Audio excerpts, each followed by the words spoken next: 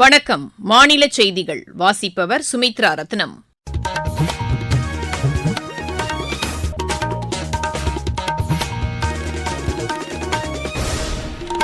தலைப்புச் செய்திகள். நாடாளுமன்ற நடவடிக்கைகள் எதிர்க்கட்சிகளின் அமளி காரணமாக இன்றும் பாதிக்கப்பட்டன. தமிழகத்தில் 1338 கோடி ரூபாய் மதிப்பிலான நெடுஞ்சாலை திட்டத்திற்கு அனுமதி அளிக்கப்பட்டுள்ளதாக மத்திய அரசு கூறியுள்ளது. தேசிய ஆயுஷ் இயக்கத்தை தமிழகம் சிறப்பாக செயல்படுத்தி வருவதாக மத்திய இணையமைச்சர் திரு பிரதாப் ராவ் ஜாதவ் தெரிவித்துள்ளார். மக்களை தேடி மருத்துவம் திட்டம் சர்வதேச அங்கீகாரத்தை பெற்றுள்ளதாக தமிழக அரசு கூறியுள்ளது. ஆசிய மகளிர் ரோல்பால் சாம்பியன் போட்டியில் இந்தியா பட்டம் வென்றது. இனி விரிவான செய்திகள். மத்திய உள்துறை அமைச்சர் திரு அமித் ஷா பாரத் ரத்னா அம்பேத்கர் குறித்து தெரிவித்த கருத்து தொடர்பான பிரச்சினையை எழுப்பி எதிர்க்கட்சிகள் அமளியில் ஈடுபட்டதன் காரணமாக நாடாளுமன்றத்தின் இரு அவைகளும் இன்று நாள் முழுமைக்கும் ஒத்திவைக்கப்பட்டன. மக்களவை இன்று காலை கூடியதும் இப்பிரச்சினையை எழுப்பி எதிர்க்கட்சி உறுப்பினர்கள் அமளியில் ஈடுபட்டதன் காரணமாக முதலில் பிற்பகல் 2 மணி வரை ஒத்திவைக்கப்பட்டது. பின்னர் பிற்பகல் 2 மணிக்கு மீண்டும் கூடியபோது எதிர்க்கட்சி உறுப்பினர்கள் அவையின் மையப்பகுதிக்கு சென்று முழக்கமிட்டனர். சிலர் மக்களவைத் தலைவர் திரு ஓம் பிர்லா இருக்கைக்கு எதிராக முழக்கங்களை எழுப்பினர். இதனையடுத்து அவை நடவடிக்கைகள் நாள் முழுமைக்கும் ஒத்திவைக்கப்பட்டன. இதேபோல் மாநிலங்களவையிலும் இப்பிரச்சினை தொடர்பாக அவை நடவடிக்கைகள் பாதிக்கப்பட்டன. நாடாளுமன்ற வளாகத்தில் நடைபெற்ற ஆர்ப்பாட்டத்தின்போது பிஜேபி உறுப்பினர்கள் இருவர் காயமடைந்தது குறித்து மாநிலங்களவையில் பிரச்சினை எழுப்பப்பட்டது. பிஜேபி உறுப்பினர் செல்வி பங்னோன் கொன்யாக் பேசுகையில், போராட்டத்தின்போது எதிர்க்கட்சித் தலைவர் திரு ராகுல்காந்தி நடந்து கொண்ட விதம் தமக்கு அசௌகரியத்தை ஏற்படுத்தியதாக குறை கூறினார். இதற்காக திரு ராகுல்காந்தி மன்னிப்பு கோர வேண்டும் என்று மத்திய அமைச்சர் திரு கிரண் ரிஜிஜூ வலியுறுத்தினார். நாடாளுமன்றத்தின் கண்ணியத்தை குறைக்கும் வகையில் திரு ராகுல்காந்தி செயல்பட்டுள்ளதாகவும் அவர் தெரிவித்தார். அவை முன்னவர் திரு ஜே பி நட்டாவும் இந்த சம்பவத்திற்கு கடும் கண்டனம் தெரிவித்தார். இதனைத் தொடர்ந்து பேசிய திமுக உறுப்பினர் திரு திருச்சி சிவா திரு ராகுல்காந்திக்கு எதிரான குற்றச்சாட்டுகளை நிராகரித்தார். திரு ராகுல்காந்தியை நாடாளுமன்றத்திற்குள் நுழைய விடாமல் சிலர் தள்ளியதாகவும் அவர் கூறினார்.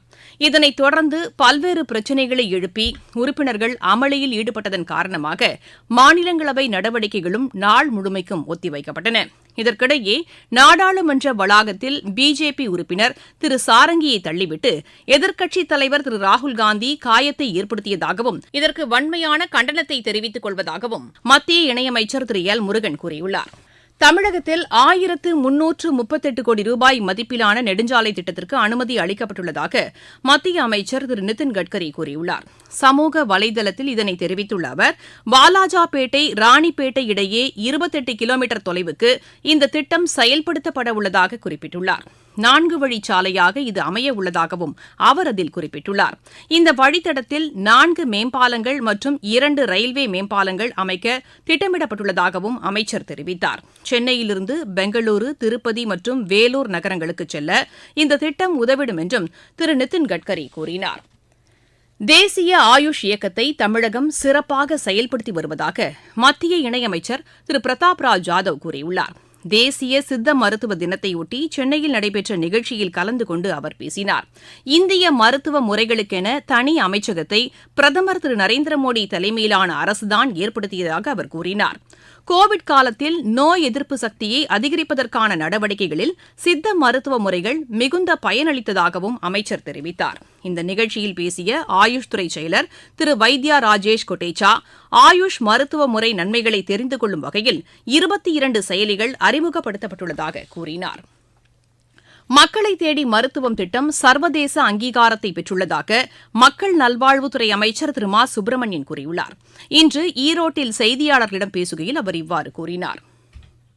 மக்களை தேடி மருத்துவம் என்கின்ற திட்டத்திற்குத்தான் கடந்த செப்டம்பர் 25ஆம் தேதி நியூயார்க்கில் ஐநா சபையின் பொது சபை கூட்டம் கூடி உலகில் தொற்றா நோய்களுக்காக மக்களை தேடி மருத்துவம் பார்க்கிற திட்டம் தமிழ்நாட்டில் சிறப்பாக செயல்படுத்தப்பட்டு வருவதால் இதற்கு 2024க்கான ஐநா மன்றத்தின் United nation inter agency task force award 2024 என்கின்ற வகையில் அந்த விருது தரப்பட்டிருக்கிறது.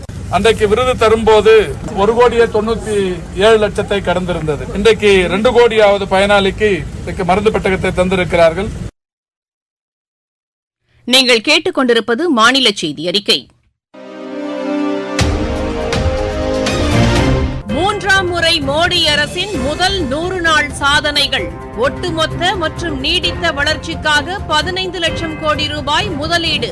வேளாண் துறை கட்டமைப்பு வசதிகளை மேம்படுத்த 3 லட்சம் கோடி ரூபாய். தமிழகத்திற்கு 2 புதிய வந்தே பாரத் ரயில் சேவை. தூத்துக்குடி துறைமுகத்தில் 7000 கோடி ரூபாய் முதலீட்டில் மேம்பாட்டு பணிகள். 11 புதிய நகரங்களுக்கு வானொலி பண்பலை ஒலிபரப்பு விரிவாக்கம். செமி கண்டக்டர் இயக்கத்தில் தமிழகத்திற்கு முக்கிய பங்கு. புத்தொழில் நிறுவனங்களை ஊக்குவிப்பதற்கென 1000 கோடி ரூபாய் ஒதுக்கீடு. வளர்ச்சியடைந்த இந்தியாவிற்கான பயணத்தில் மோடி அரசு. தொடரும் மக்கள் நலத்திட்டங்கள். பஹ்ரைன் கடற்படையினரால் கைது செய்யப்பட்ட திருநெல்வேலி மாவட்டம் இடிந்தகரையைச் சேர்ந்த 28 மீனவர்கள் மத்திய அரசு மேற்கொண்ட நடவடிக்கைகள் காரணமாக தாயகம் திரும்பியுள்ளதாக பிஜேபி மாநில தலைவர் திரு அண்ணாமலை தெரிவித்துள்ளார்.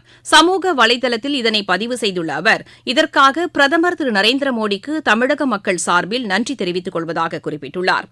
மத்திய அரசு மேற்கொண்ட நடவடிக்கைகள் காரணமாக மீனவர்களின் தண்டனை காலம் குறைக்கப்பட்டு விடுதலை செய்யப்பட்டுள்ளதாகவும் திரு அண்ணாமலை கூறியுள்ளார். மார்கழி மற்றும் பொங்கல் பண்டிகையை முன்னிட்டு வர்ண கோலப்பொடி தயாரிக்கும் பணிகள் மதுரையில் தீவிரமாக நடைபெற்று வருகின்றன. மதுரை சிம்மக்கல் பகுதியில் பெண்கள் இப்பணியில் ஈடுபட்டு வருவதாக எமது செய்தியாளர் தெரிவிக்கிறார். கோலத்திற்கு தேவையான வண்ண கோலப்பொடி தயாரிக்கும் பணி மதுரை மாவட்டம் சிம்மக்கல் பகுதியில் தற்போது மும்முரமாக நடைபெற்று வருகிறது. ஆண்டுதோறும் இந்த பணிகள் நடைபெற்று வந்தாலும் மார்கழி மற்றும் தை மாதங்களில் கூடுதல் விற்பனை இருக்கும் என்பதால் இங்கு கூடுதல் ஆட்கள் பணியமர்த்தப்பட்டு குறிப்பாக பெண்கள் இந்த கோலப்பொடி தயாரிப்பில் மும்முரமாக ஈடுபட்டு வருகின்றனர். கிரஷர் கல் தூளில் பல வண்ணங்கள் கலந்து தயாரிக்கப்படும் கோலப்பொடிகளில் லெமன் மஞ்சள், மாம்பழ மஞ்சள், சிவப்பு, பச்சை, ரோஸ், ராமர் பச்சை, கத்திரிப்பு கலர் உள்ளிட்ட 20க்கும் மேற்பட்ட வண்ணங்களில் இங்கு கோலப்பொடிகள் தயாரிக்கப்படுகின்றன. மேலும் இங்கு தயாரிக்கப்படும் கோலப்பொடிகளை உள்ளூர் வியாபாரிகள் மட்டுமல்லாது அருகில் உள்ள பல்வேறு மாவட்டங்களிலிருந்தும் வியாபாரிகள் வந்து மொத்தமாகவும் சில்லறையாகவும் வாங்கிச் செல்கின்றனர். மதுரையிலிருந்து எஸ் ரகுராஜா. மாவட்டச் செய்திகள். தேனி மாவட்டம் வழியாக சபரிமலைக்கு செல்லும் ஐயப்ப பக்தர்கள் நாளை முதல் அடுத்த மாதம் 15ஆம் தேதி வரை கம்பம்மெட்டு வழியாகவும், தரிசனம் முடித்து திரும்பும் வாகனங்கள் குமுளி மலைப்பாதை வழியாகவும் பயணம் மேற்கொள்ளுமாறு ஆட்சியர் திருமதி ஷஜீவனா கூறியுள்ளார். அரியலூர் மாவட்டம் செந்துறை ஒன்றியத்தில் உள்ள அரசு பள்ளியில் ஆட்சியர் திரு ரத்னசாமி இன்று ஆய்வு செய்தார்.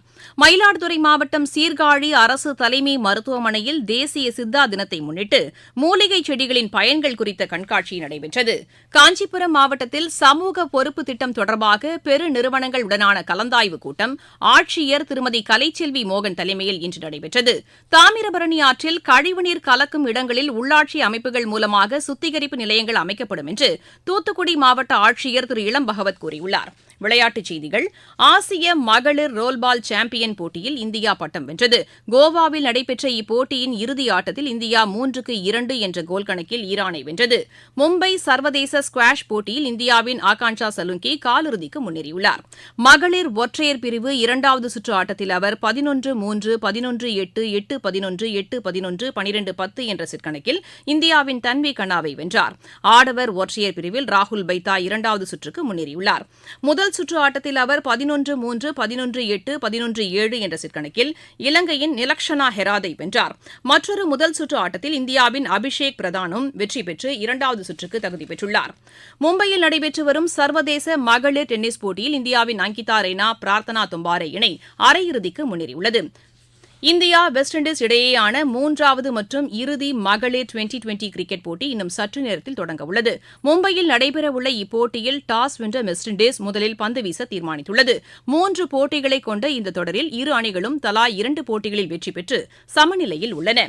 உலக செஸ் சாம்பியன் பட்டத்தை வென்ற குகேஷை ஆளுநர் மாளிகைக்கு அழைத்து தமிழக ஆளுநர் திரு ஆர் என் ரவி பாராட்டு தெரிவித்தார்.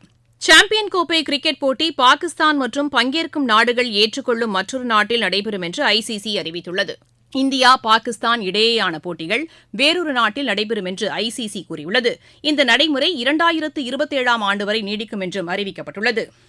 மீண்டும் தலைப்புச் செய்திகள். நாடாளுமன்ற நடவடிக்கைகள் எதிர்க்கட்சிகளின் அமளி காரணமாக இன்றும் பாதிக்கப்பட்டன. தமிழகத்தில் 1338 கோடி ரூபாய் மதிப்பிலான நெடுஞ்சாலை திட்டத்திற்கு அனுமதி அளிக்கப்பட்டுள்ளதாக மத்திய அரசு கூறியுள்ளது. தேசிய ஆயுஷ் இயக்கத்தை தமிழகம் சிறப்பாக செயல்படுத்தி வருவதாக மத்திய இணையமைச்சர் திரு பிரதாப் ராவ் ஜாதவ் தெரிவித்துள்ளார். மக்களை தேடி மருத்துவம் திட்டம் சர்வதேச அங்கீகாரத்தை பெற்றுள்ளதாக தமிழக அரசு கூறியுள்ளது. ஆசிய மகளிர் ரோல்பால் சாம்பியன் போட்டியில் இந்தியா பட்டம் வென்றது.